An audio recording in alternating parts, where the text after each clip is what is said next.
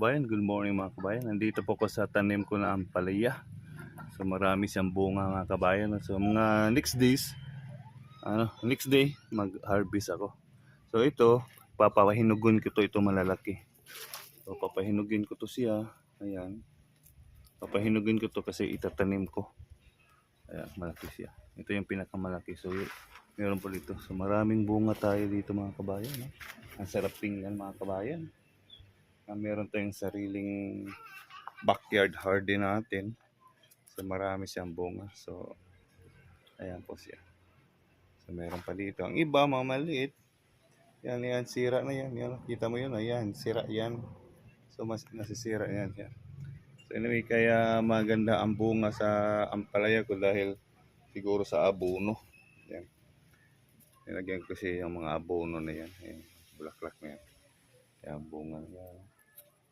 Sana hindi ito masira. Usually ito, okay na to siya dito to. Yeah, daming bunga no. Ang sarap pakinggan no. Ang sarap pakinggan. Sorry, pakinggan.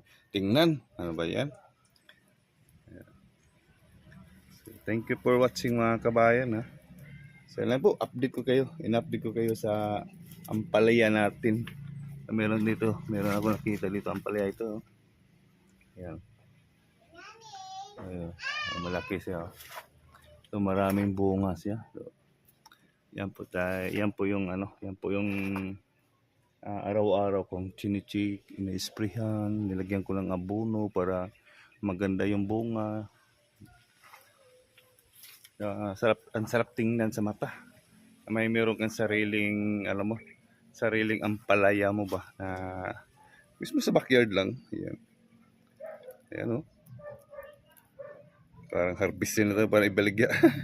Hindi, pang ano lang to,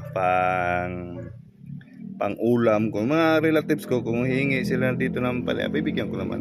Hindi man tayo madamot mga ganitong gulay. Bigyan natin. Kasi mas maganda yung magbigay kasi tayong humihingi. Ayan po. So, hanggang dito na lang mga kabayan ha. Thank you for watching. Bye-bye. See you next upload mga kabayan. Pag-harvest ulit natin, pangatlong harvest. Bye-bye!